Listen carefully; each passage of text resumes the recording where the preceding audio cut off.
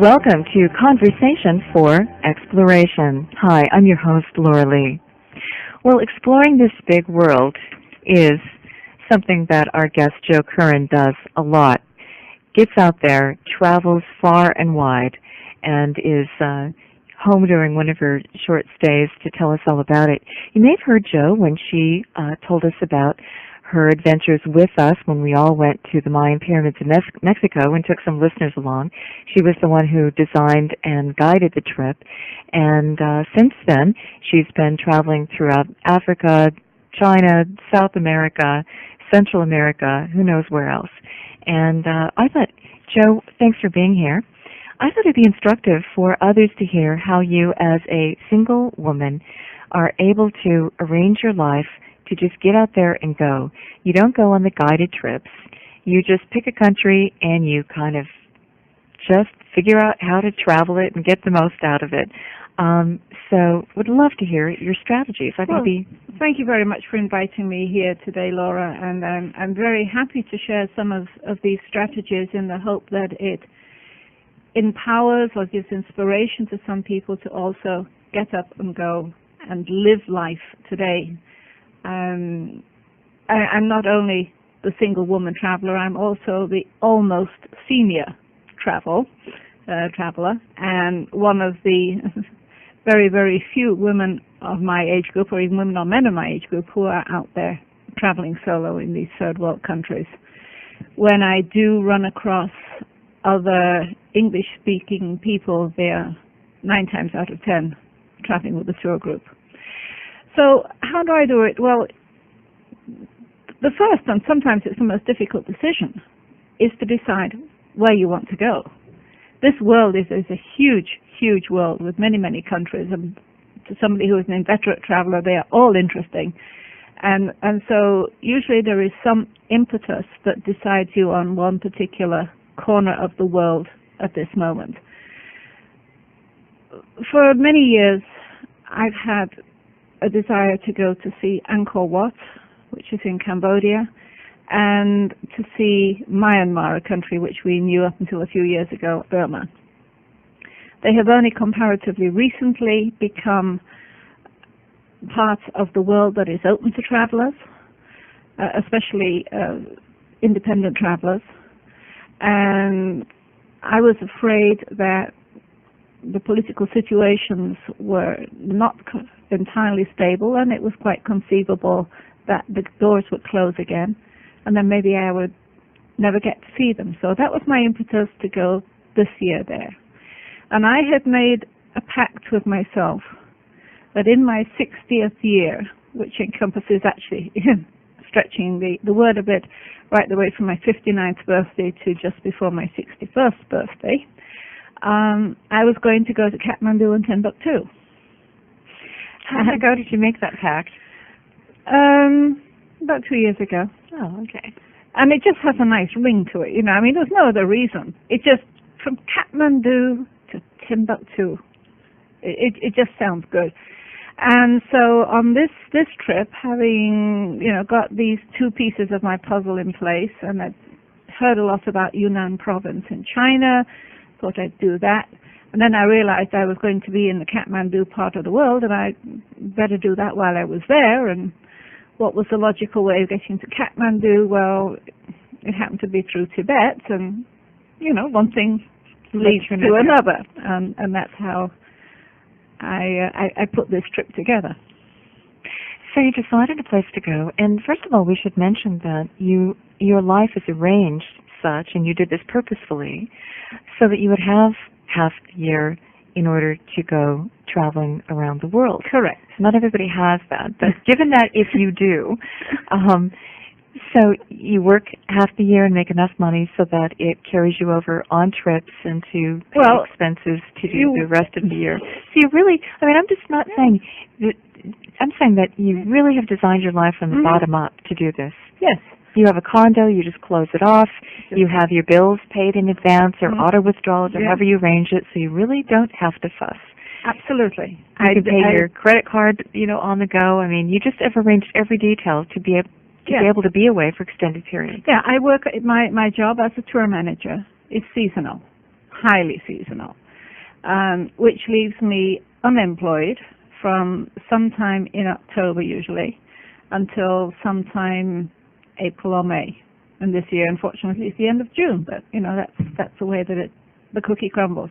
So if I have made enough money to carry over, I go traveling. And I'm just as likely to pick up a retail job over the Christmas period to bolster the finances a bit to allow me then to go travel the first 3 months of the year. And yes, I have a condo. I close the door. I've not got any pets. I've not got plants. Or plants. I don't have any yard work or anything that has to be taken care of. I just close the door and go. And tell your neighbor I'm away. Yeah, I usually tell somebody that I'm gone. And don't order anything, so you don't have any packages showing up on your door. No, if I know that there's a package coming. I mean, I have been known to mail packages home from overseas. Oh, that's true. Because I travel with just a backpack. And that gives certainly space limits as to what you can bring back with you and what you want to schlep along with you.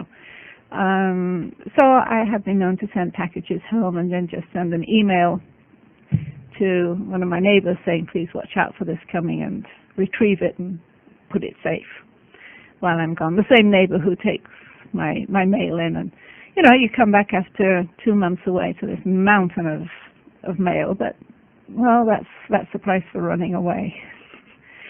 And how do you pay your bills ahead of time? Okay, that's dead easy. My telephone and a lot of things go onto my credit card. Everything that I can, because I am a frequent flyer mile junkie. So you want to build up those miles. And my credit card is mileage connected. Then I have an agreement with the credit card company that goes in on the last day of each billing cycle and just withdraws the whole amount of the money from my bank account. So I just have to make sure that the bank account has sufficient funds in it to cover this contingency, because I live life to the fullest. You know that. And part of living life to the fullest is to make sure that there's no money in the bank. I spend it all. And I have no qualms whatsoever about spending down to rock bottom, because I'm investing in what I call the memory bank. I'm not got a 401k, I've not got an IRA, I've not even got a savings account, and I don't care. I'm going to live today's life, enjoy it to the fullest, because who knows what tomorrow might bring. And there's a lot of people say, yes, but what if you get ill? You've got nothing, you've got no insurance, and you've got to think of years as a senior citizen. Well, I have a colleague out there, she's just going to hit 80, and she still does a couple of tours every year. As long as you've got your health, you can do this job forever. And, I live simply, so. And I can't see you staying home in a rocking chair anyway. No. So. No. You might as well be out touring. I might as well be out touring, and when it comes my time to slough off this planet, if fate doesn't take care of things for me, I will probably do what Thor Heyerdahl did in his final weeks. He went to Italy, to his favorite villa, and was with family and friends. And then he took no medication, no food, no water. Because he wanted to leave. It was time. Yeah. It was time. And, Scott Nearing, who I'm sure that you've heard of, one of the first back to the land people, he lived up in Maine. Scott and Helen Nearing wrote about this, I think back in the 60s. He did the same thing.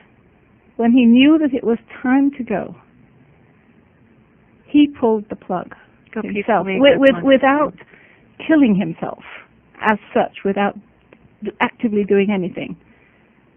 He just said, no more nourishment. It's my time to go. Off to the next adventure. Let's get those guys up there organized now and see what kind of tourism we can do around the galaxy. Just the way I'm sure it happens. Yeah, you'll meet your tour planner in the Bardo. Hitchhiker's Guide to the Galaxy. Oh, dear. So, what do we do when we're planning then? Having decided on a rough idea of where I want to go, I then hit the library. Okay. And I pull out certain books. The two book series that I really use would be the Insight Guides and The Lonely Planet. Now, the Insight is a fairly, literally heavy book. It's not anything I'd ever take with me on a trip because it's just too heavy with colored paper, but it is jam full of pictures. And I just go through and I look at the pretty pictures and decide what do I really want to see. And I make my lists of this, and then the next thing, of course, is you pull out Lonely Planet and maps, and you start laying all of this out and seeing how the logistics would work, where the places actually are on the map, how far. And your Lonely Planet. Do you have a big map that you start putting pins? Well, I'll usually go by a map and work with a highlighter. Mm-hmm. And then the Lonely Planet is just a wonderful series of books. It will tell me whether there is a bus from A to B. It will tell me even whereabouts in the city the bus stations are, and it will tell me how long the journey is. And with this kind of information, then you work around and you start putting an itinerary together. So that when I went off on this last trip, which was 9 weeks, I had it laid out, a blueprint laid out on a day-by-day basis of how to do it. Now, a blueprint is just that, because you don't have... You meet the detours and the contingencies along the way. You know, the things that happen serendipitously, the things that you had never considered that you then hear about and say, oh my God, I've got to do that while I'm here. Mm-hmm. Sometimes there's things that you hear about and you start getting feedback and that doesn't sound quite so interesting. And sometimes the things that just, from the logistics, turn out to be impossible. Mm-hmm. Like on this last trip, I did not get overland from Tibet, from Lhasa to Kathmandu. So I've got to go back and do it again, and it's only something that would take less than a week. But in this particular time frame that I had at the end of the trip, I could not pull it off. So, and that's just how you work the whole program trip overall. You're not terribly disappointed? Oh no, absolutely not. Absolutely not. It was a wonderful trip, and to me, traveling solo, and I don't take friends along and this kind of thing. Not that I would object if they were the right friends. I would love to travel again with you, Laura. But being on your own, it's like being on a retreat. You have time to think. You're not busy gossiping and this kind of thing. So your mind is processing the things that you are observing and trying to put them into some kind of framework. It is certainly spiritual in some way. You get a better view of the politics of the country, I think. Even just sitting watching TV alone in a language that you haven't got a clue what it is. If you were traveling with somebody else, you might say, "Oh, let's go out to dinner," or let's do something together. Me, I'm on my own. This is my companion. This is this blah blah blah blah blah blah blah blah blah that you don't understand a word of. But that forces you to focus on the content of what the images are. And the images actually, I think, work more on the brain than the dialogue does. And you see what these people are being fed for as a diet, and how this can then manipulate the mentality of the people. Whole new perspective on our media and what it's delivering. Very, very much so. That's what it's doing to us here. Yeah. The Chinese are being animated to stop saving and start spending. How did you pick up that? Well, that much I read, but then what I see is on their sitcoms, there's two kinds of sitcoms.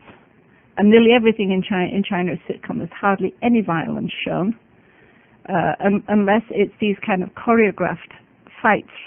Oh, like the martial arts. Like the martial arts kind of things, yes. And the two kinds, one is historical dramas. And I know it's a sitcom because it's the same faces every night. that come on, and the other are then the family stuff. And in the family, the setting, the stage, is very, very Western, very modern. And it's nothing like anything I saw in any homes that I went into at all. But this is putting this idea into people's heads that this is what they should expect to be having. It's a slow influence on the people that this set, with modern Western beds, with modern Western sofas, in nice things. And in fact, in one city that's way off in the far southwestern corner, Lijiang, very, very ancient city.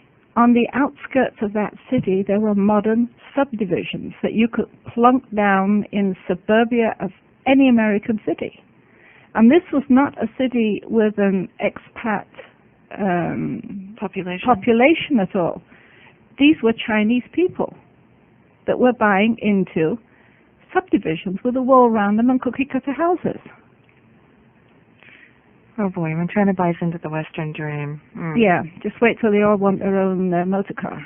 It will really chew up all the resources in this planet. Yeah, but those people are seeing where they can make money, and I came to the conclusion that traveling through all of these countries that as long as the population it has their TV to opiate them, now I'm being very critical here, but they do all watch a steady diet of an awful lot of TV. I mean, they're TV junkies where they've got it. And they're being given an opportunity to earn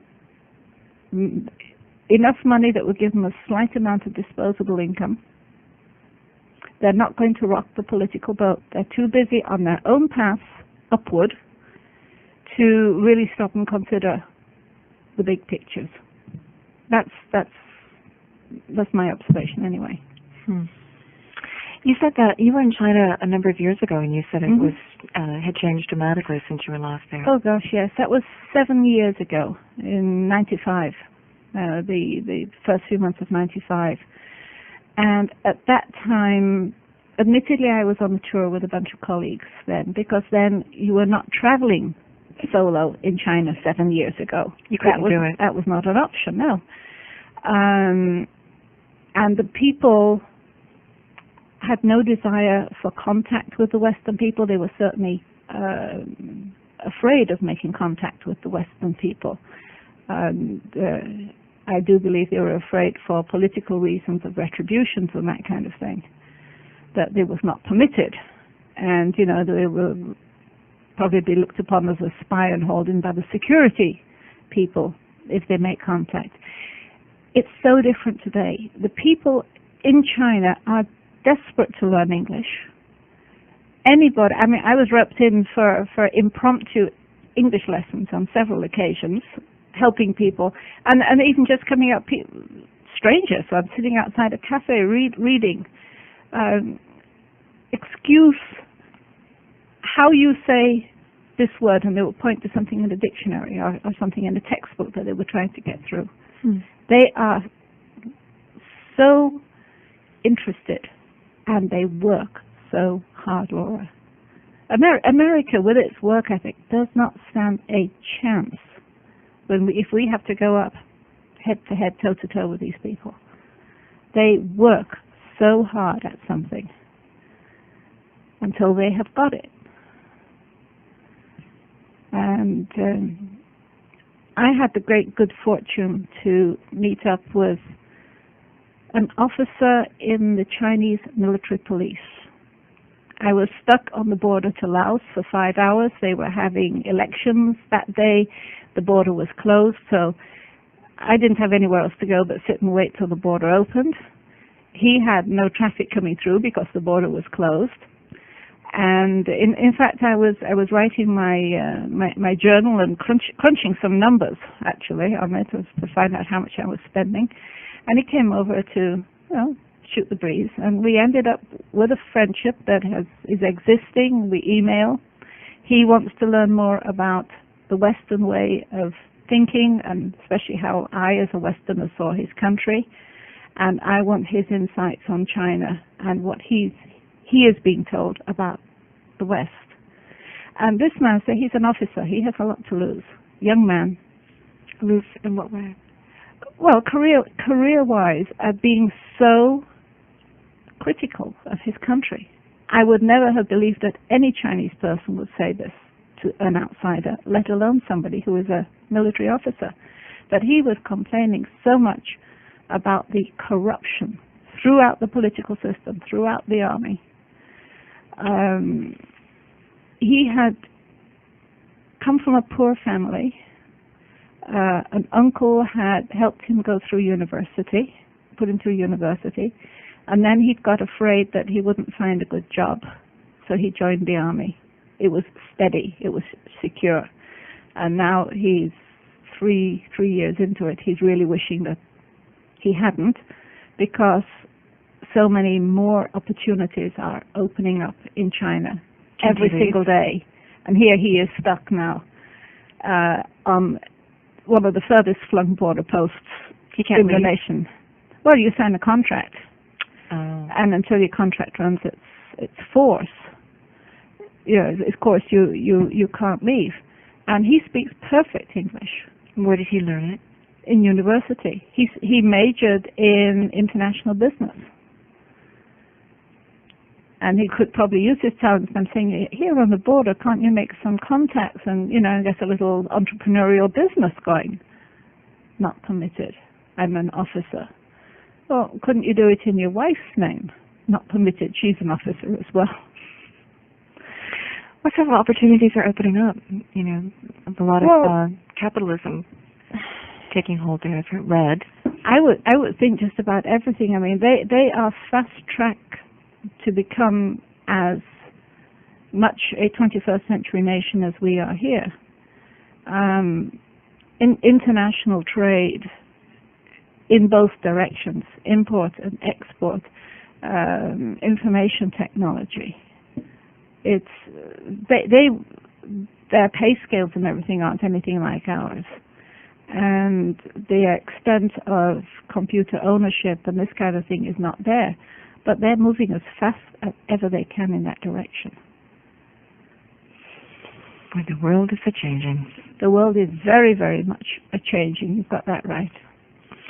Tell me about the finances. How do you budget for a trip? You're saying that you were crunching numbers during your reprieve at the border there.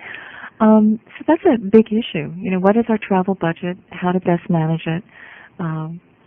Well, I'm not as good a manager as I wish I was.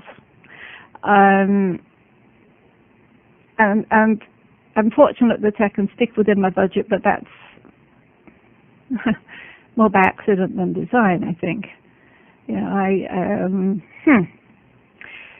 I figure $50 a day for my hotel room and food and whatever entrances I might be paying as an average, plus travel. I always have to put that as an extra. So the actual plane cost tickets of travel and the cost of getting around are on top of that. Exactly. And I find that I can stay within that. Usually in the third world countries fairly comfortably. But the one place recently where I couldn't was Argentina. Argentina was everything was just American prices. I do not sleep in dorms. I do not sleep in rooms where the bathroom is down the hall. You don't go to youth hostels? Nope, no. Unless the youth hostel actually has single rooms with an ensuite bathroom. Some of them have. But on the whole, I also do not go to the youth hostels because those are frequented by youth. And youth on vacation has other priorities than I have, which usually includes evening entertainment, loud and long, especially if there's Australians around, with a fair degree of liquid entertainment going on as well. And I like a good night's sleep, and I like a quiet hotel. Because you like to get up early and see the sights. No, I wouldn't say I like getting up early. Oh, really? No. I'm only an early riser when I have to be. When I have to be, then. Well, I think that you're going, well, I only have 24 hours here. You know, let me make the most of it and let's get out. Yeah. 8 o'clock when things open or whatever. Yes, but I'm on vacation. Oh, I see. Okay. It happens to be Timbuktu. Yeah, and a lot of places don't open up. I mean, I have seen so many darn sunrises in the course of my work. Right, as a tour manager, you're getting the other tourists up at dawn to get out there and get going. What we call dark 100. What is it now? dark 100. Okay. It's the military term, it's like 500 or gotcha. something for 5 o'clock in the morning. So, but it's even pre-dawn. Sometimes, dark 100. It covers everything before dawn. So I'm not particularly turned on by getting up at dark 100 to see a sunrise. One of my maxims in life is that if the Great Spirit had intended everybody to see the sunrise, he would have made it later in the day. We're talking with Jo Curran, world traveler. She's giving us some of her tips on how to travel well, in particular, you see men out there traveling alone. You don't see women out there traveling alone as often. Not as many, and certainly it's very age-specific. It's more age-specific with women than it is with men. And we're hearing about her latest travels to China and Tibet and elsewhere. And we'll come right back for more. I'm Laura Lee.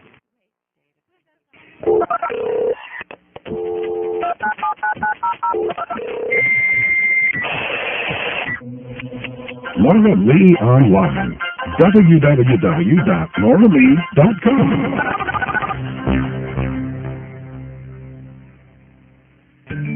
All interviews on The Laura Lee Show are available on audio cassette. For information, call 1-800-243-1438. The sweet secret of the herb stevia lies in a complex molecule called stevioside, a glycoside composed of glucose, softhrose, and steviol, a complex molecule that gives this herb from Paraguay its extraordinary sweetness, 10 to 15 times sweeter than common table sugar. But here's the really extraordinary part. Stevia does not affect blood sugar metabolism. Some studies even report that stevia reduces plasma glucose levels in normal adults. Sweet, nutritious, natural, and good for you. Wisdom of the Ancients introduces Stevia Plus. Take these little packets with you everywhere, containing powdered stevia that equals 2 teaspoons of sugar in sweetness. Sprinkle on food and beverages alike. I use stevia daily. Add the liquid concentrate to lemon juice and water, and you have refreshing lemonade, and decarbonated water for a soda substitute. Stevia makes any herbal tea taste sweeter and better. Stevia is good for your skin, too, applied externally. Try it. It's versatile, good for you, and sweet without the calories. Wisdom of the Ancient Stevia products are the highest quality available. Call 1-800-243-1438. The Laura Lee Show is brought to you by the following sponsors. Udo's Choice Wholesome Fast Food Blend. Udo's Choice Wholesome Fast Food Blend contains 50 phytonutrient-rich whole foods, whole food concentrates, vegetables, herbs, providing protein, essential fats, minerals, vitamins, and fiber, along with enzymes for ready digestibility. Add to vegetable juice, oatmeal, porridge, yogurt, applesauce, or soups, and can be sprinkled on virtually any food. Call 1-800-243-1438 for a special offer on Udo's Choice Wholesome Fast Food Blend. Or for links for more information, go to radiobookstore.com. As you enjoy the guests, topics, discussions here on The Laura Lee Show, you'll want to know what's coming up next week. Each week, the upcoming guests and topics are sent out to thousands of subscribers of Laura Lee E-News. Laura Lee E-News is a weekly email newsletter, and you'll receive the latest tidbits, breaking news, and descriptions of scheduled topics. Laura Lee E-News. To subscribe, visit our website at www.lauralee.com or mail us with the word subscribe in the subject box. Our email address is lauralee@lauralee.com. Laura Lee E-News is received by subscription only, and you may unsubscribe at any time. Laura Lee E-News. www.lauralee.com.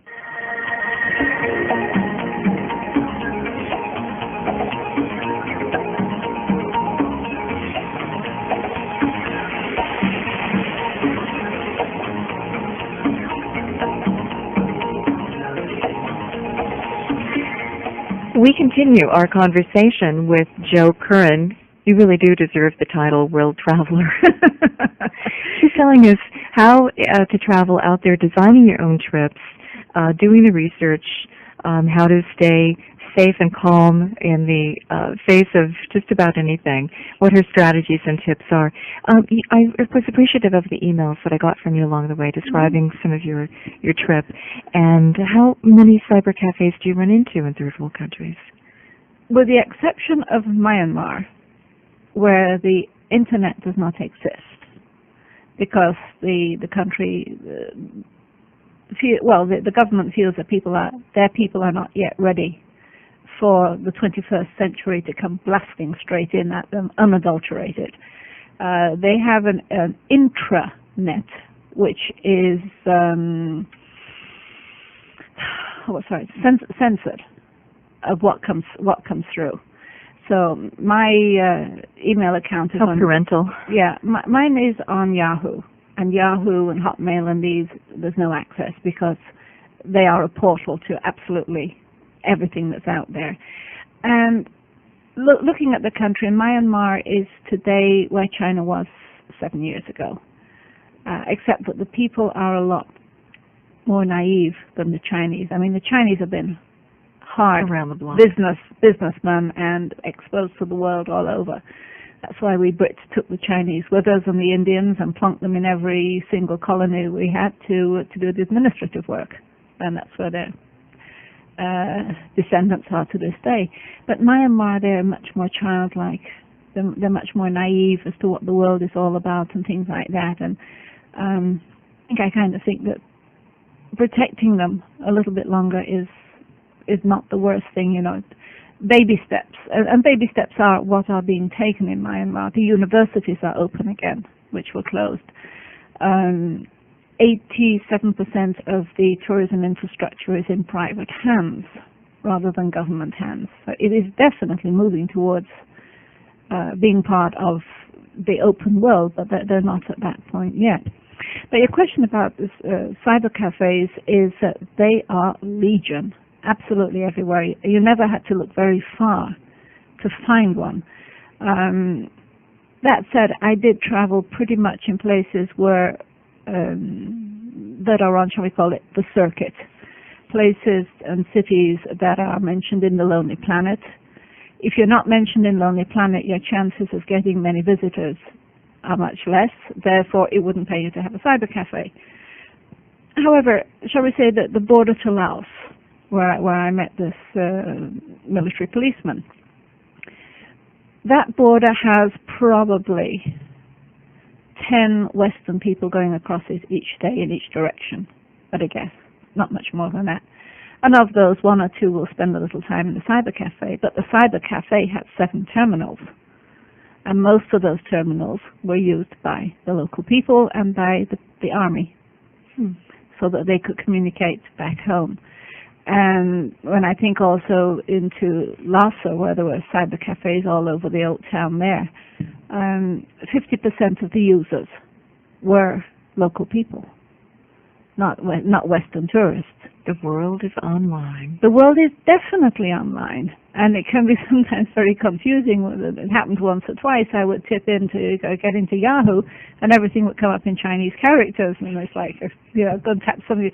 Excuse me, how do I make this into English? And the keyboards are all in English. So the Chinese people have to learn and memorize what English key gives what Chinese character. You'd think they could lay over a little template right over the keyboard. Yeah, but they didn't. They're all just working there on the regular. And some of those keyboards are so old, and there's, you know, the letters stick or they don't go properly, and and the prices are mostly very, very, very affordable. From free with stay in our guest house overnight, and you have 1 hour internet free.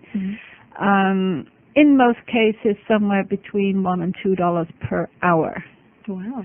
And when I think of what Kinko's charges here, which is $12 an hour, I paid $8 in one place, and that was in Laos, in a town called Pong Savan that only had electricity from 6 till 10 in the evenings.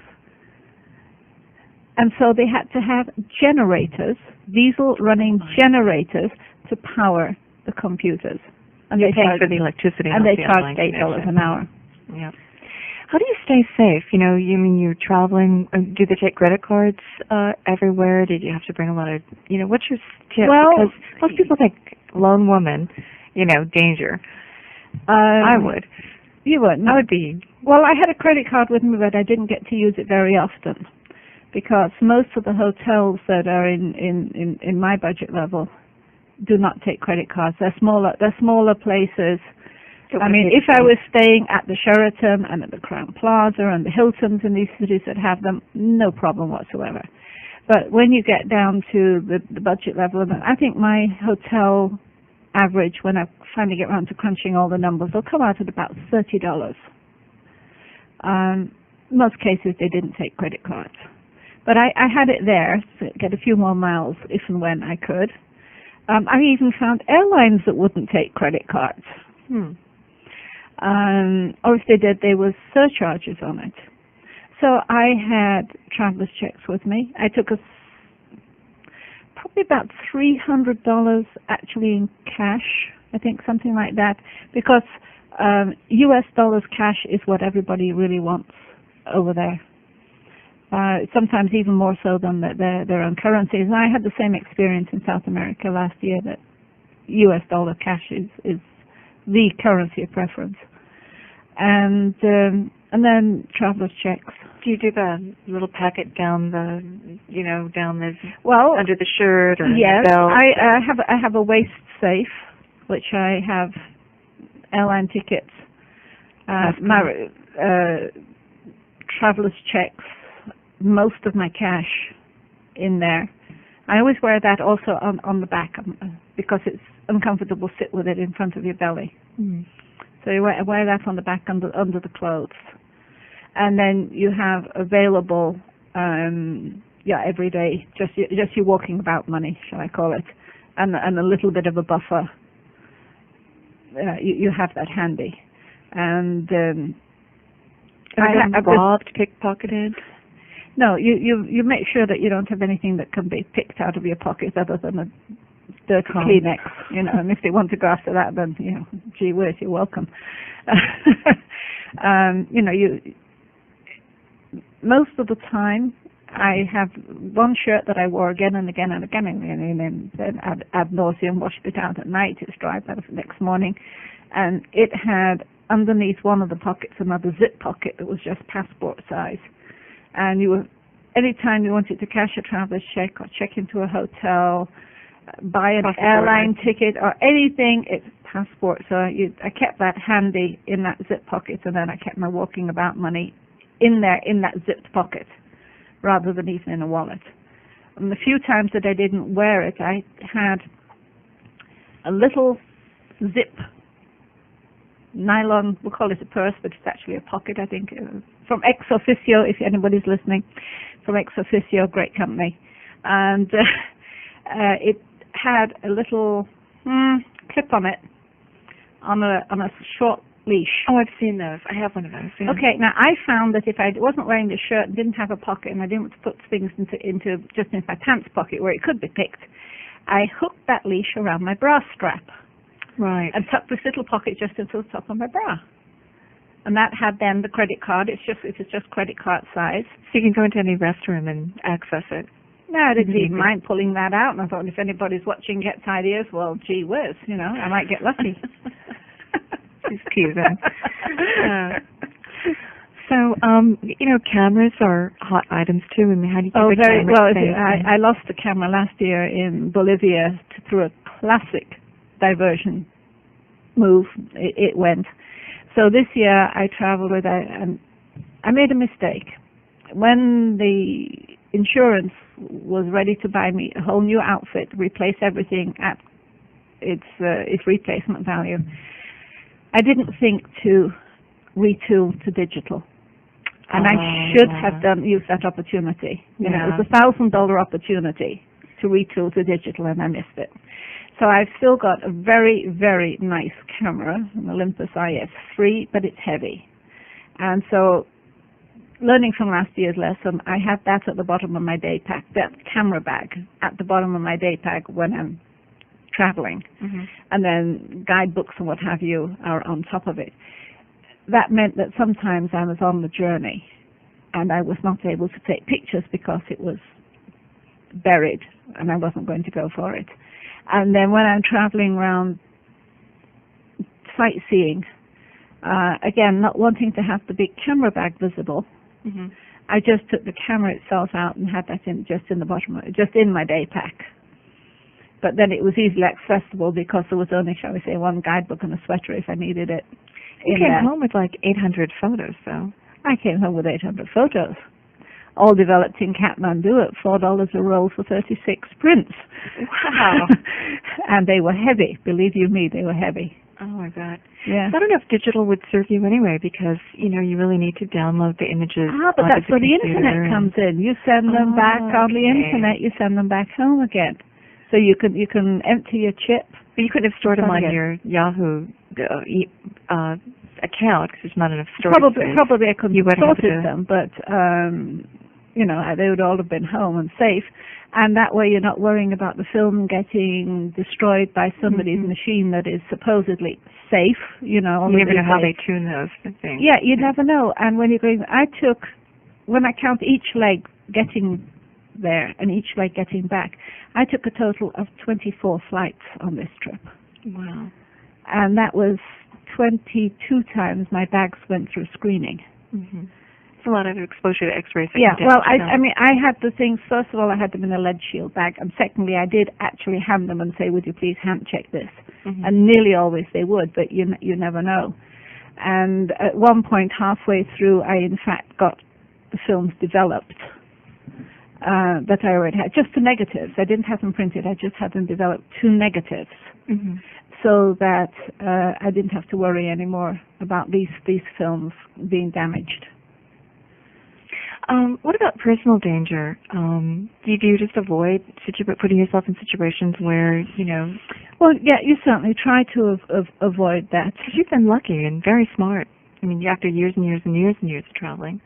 Yeah. I was raped once at knife point here in the United States. Oh.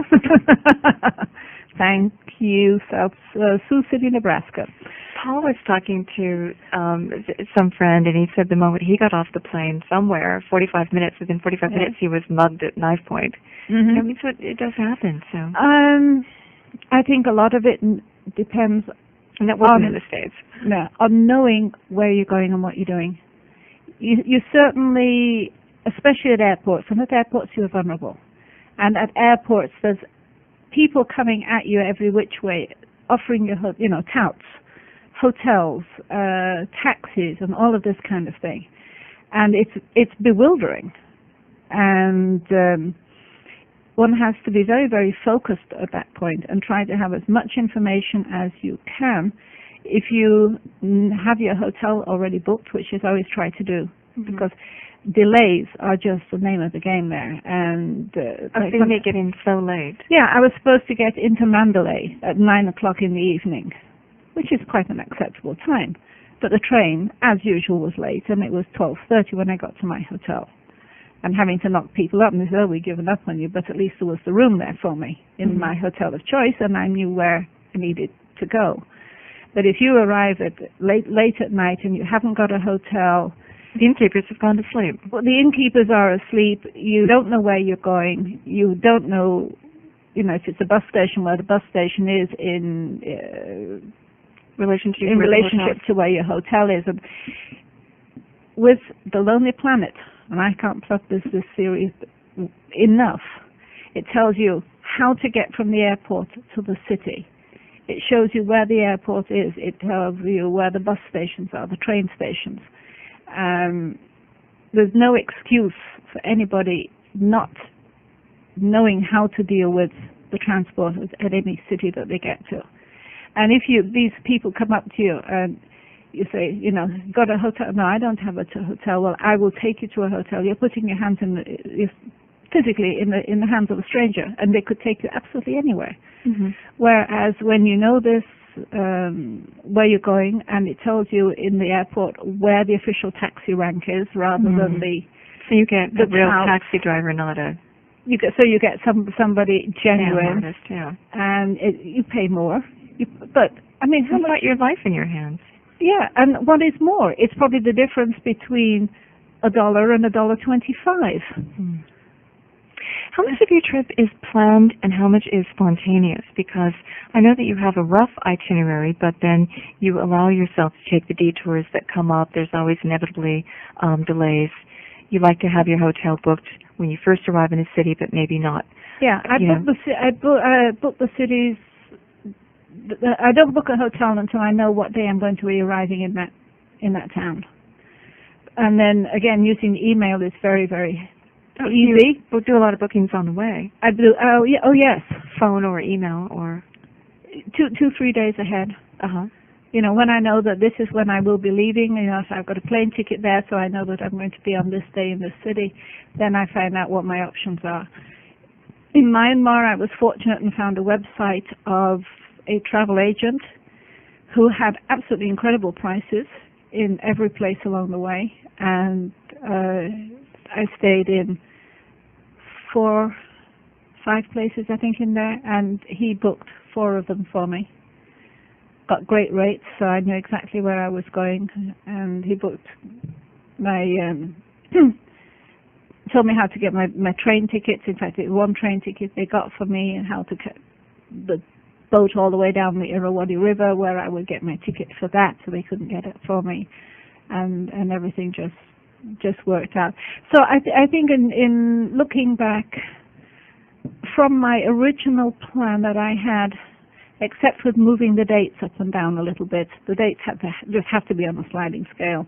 I would say that 85% of what I initially planned is what I ended up doing, yes. So that means 15% was dropped and 15%, another different 15% came in. So what is a typical day for you? I know that you're not up at the crack of dawn, but you're also taking some time out of each day to do logistics. And that's the you're evening. sightseeing, you're taking photos, how do you arrange your day? Well, do I arrange my days even? It depends if I'm traveling. I try to spend the time that I'm actually traveling from A to B as the time for doing more research and more logistic stuff. You're stuck in the train or the bus or the plane, whatever. Yeah, you're trying to catch up on reading ahead on what you want to do when you get to a place. The evenings I tend to use for that as well. And then the days, I've got my sightseeing planned according to my guidebook, what I want to do, what I want to see.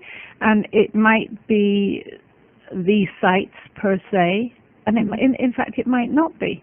I'm thinking of several cities where I did not do what is considered the sites, because other things in the guidebook sounded much more interesting to me. Mm-hmm. So, what's an example of that? You ready for something really gruesome? Yeah. Kathmandu. I spent a good 5 hours sitting very quietly, unobtrusively, watching cremations. Because? Why was that more interesting? Because I'd never seen it. I didn't think I'd ever have the opportunity to seeing it somewhere else, and seeing how people dispose of the dead is a great insight into a culture. And this was so intimate, so loving. Although it was cremation and it was done by the family, The it was family of the dead person. It was just so touching to watch. And then I saw tour groups coming and being taken there, and they had maybe 20 minutes there, and they took just a couple of photos of a couple of funeral pyres, and they're off and gone. And surprised they'd open it to the public to watch. Well, they could. Well, it's a public place. They could hardly. They would hardly not. But you need it to be very discreet. But these tour groups were everything other than discreet, because their leaders were not discreet, and all you saw was the gruesome side of it in 20 minutes, and didn't see everything else that went along with it. What made it loving? What do you do? What were the families doing? The final washing of the body, and dressing it, it's the eldest son's job. This is one of the duties of being the eldest son, is to officiate and actually light the fire. And after the fire was always lit around the head. And then he would walk down to the feet and hold both feet and press their forehead against them. Oh, wow. And the whole thing was just so intimate. Saying goodbye. Saying goodbye. And in 2 hours, the whole thing is over and done with. And they are the ones who are turning the fire, and limbs don't always stay where they're supposed to stay. Wow. And putting them back again to ensure that everything gets burnt. And then when it's all gone, then they just sluice off the concrete pad and have a last ceremony there, a last offering. So it's in kind of a public shrine that they hold these? No, well, you can see the photos when you want. It's just a concrete pad on the edge of this river. Yes, I get the lucky one. Sit down and see Jo's 800 photos. No, they're down to 2 albums now. Oh, okay. All right. So, what else do you take in your, or how much of the trip is planned, and as we were talking about, how much spontaneous? You take how many guidebooks with you in order to do the logistics along the way? How much do you fit in that backpack? One shirt and. You would be amazed. Now, I'm a guidebook freak. Yeah, I know. I can't believe it. She takes along with her on these trips. But if you don't, and I've tried tearing out a few pages, or not tearing out, copying. I couldn't tear pages out of a book, but copying. She reveres books. Yes. But copying them and having just the pages that I quote unquote need. But they're constant companions to you, so I understand why you take them with you. Yeah, but then if your plans change, what do you do? You haven't got the background information. You haven't got this. You haven't got that to cope with the change of plans. So I just bite the bullet and carry for every country the Lonely Planet. Now, do you pick it up there, or do you carry these? Take them with me. You're taking one for China, one for Tibet, one for. Yes. I mean, you're taking 10 books. Well, 6 anyway, at least, and they're heavy. But do you toss them once you're done with the country so you can buy it again? No, because I often make notes in them as I go along that I might wish to refer to in helping somebody else who's going there, and then so. No, never toss them. I've got, I don't know how many old Mexico. Have you weighed your backpack? Yes, I was actually carrying front and backpacks, fully dressed. I was toting 29 kilos, which is... How many pounds is that? Over 50. 50 pounds? Yes. A front and a backpack? A backpack and a front pack. And the front pack with the books and the camera, and it was just as heavy as the backpack with the clothes in it. Okay, I can see the backpack, but where do you put this front pack? What is it? How big is it? Well, it's just a regular... Like a it's a day pack. It's a small backpack. It's over an arm, or no? You just stick it in the front. You put, you use the shoulders and just put it on, and it's sitting there, and it kind of makes you into with a huge bosom, and you've got, but you're well balanced. You've got the one on the back, and then you've got the one on the front. So instead of leaning forward to carry the back, this one holds you up, and actually it's balancing and comfortable. With 2 is better than 1. Wow, that makes sense. So, and Lonely Planet also, there's big guidebooks for a whole region like Southeast Asia, but then they are pared down, obviously, in what they can put in information about each country. That, for me, they don't work, but some people they do. And then clothes, okay. 1 pair of thick fleece pants, 1 pair of thin nylon pants, and 1 set of long underwear that you can use as underwear, as sleepwear, and even as casual wear. What I really only needed was 1 long sleeve shirt, 1 t-shirt, 1 long sleeved underwear shirt with a zip that again is multi-purpose, 2 sets of underwear, a heavy sweater, and a rain shell. And that's really all I needed. It's not all I had with me, but it was actually all that I wore. I did have a swimsuit with me I never wore once. I had shorts with me I never wore because it was not culturally appropriate to wear shorts in these countries. Yeah. So, and just one good, sturdy pair of shoes. And some slippers for indoors. not scotch tape, duct tape. Oh, duct tape. Because my pants split on a bicycle saddle. I got 2 L-shaped tears in the back of my one and only pair of lightweight pants. Little bit of silver duct tape on the inside, and it's been through washing after washing after washing, and it's still there. I've heard of the miracles of duct tape. You actually carry a roll of it with you, a small roll? I do. I'd carry a small... In case the strap breaks or off something? the big roll. Just roll it off on a bit of a toilet roll. Oh. Cut it off, and take a couple of yards just on a toilet roll. And that's an indispensable travel tip, indeed. Jo, thank you. You should come back and tell us more about the people you met and the observations you've had, and more of the actual journey itself. But these tips have been inspirational, and I just say, for anybody out there, today might be the last day that you're on this planet. You don't know. Live today as if it is. Enjoy it to the max, because, well, one day it will be. But put your money in your memory bank and live life to the fullest today. Thank you from Jo Curran. Happy trails wherever you find yourself, and thank you for listening. I'm Laura Lee.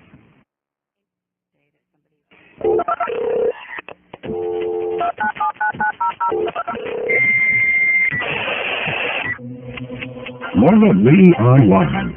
www.lauralee.com.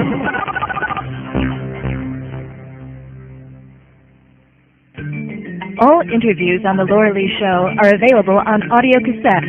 For information, call 1-800-243-1438.